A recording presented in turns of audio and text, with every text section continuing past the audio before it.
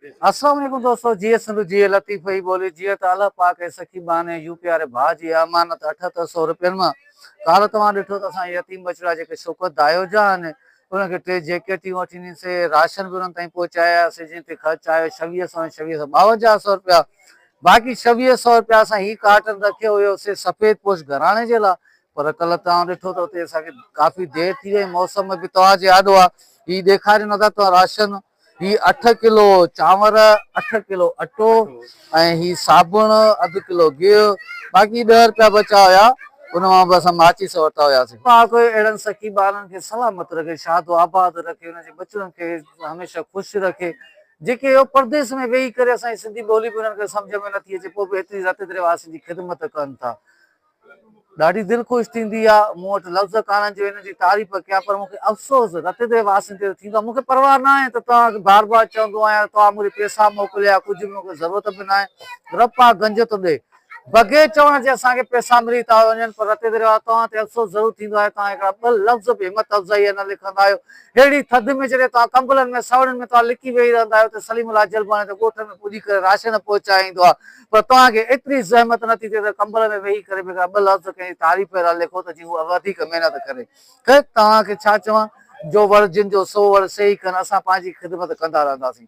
जिते हुजो, शाद हुजो, आबाद हुजो, महिरबानी। पाक सखी बारे यूके खां असांखे अमानत मोकिली, आयल अमानत मां असां ही जैकेट वरिती आहे हिकिड़ी,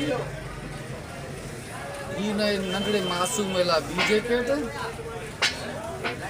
ऐं ही वॾे हुन पुट जे लाइ 3, माना 3 हिकिड़ी जैकेट मूंखे 2500 रुपए खां घटि न पई मिले। उन भाउ इहे टोटल असांखे 2600 में 3 ॾिनियूं जैकेटूं, 3000 त हे अधु किलो गिहु आहे, अटो घणो आहे? 8 किलो चांवर बि 8 किलो, ही साबुण, हे माचिस, टोटल थी विया 2600, 2600 जो ही राशन, माना 5200 पूरा आहिनि साईं, 5200।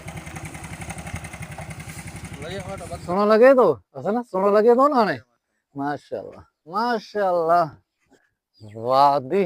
हाणे मूं ॾेखारे ॾे, ॾिसो ठहे थी असांजी छोकिरे जी न्याणी, ख़ुशि अदा ख़ुशि, माशाअल्लाह। अॼु हिकु सब्जी वारे भाउ ये सब्जी मोकिली आहे, अधु किलो अलाए किलो आहे, अधु किलो आहे।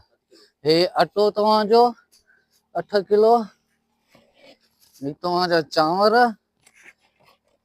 ही तव्हांजो साबुण, हे माचिस। ईअं खे चइजांइ जे यूके वारे भाउ पैसा मोकिलिया न उनखे दुआ में ज़रूरु यादि कजो, कंदुसि न दुआ, माशाअल्लाह।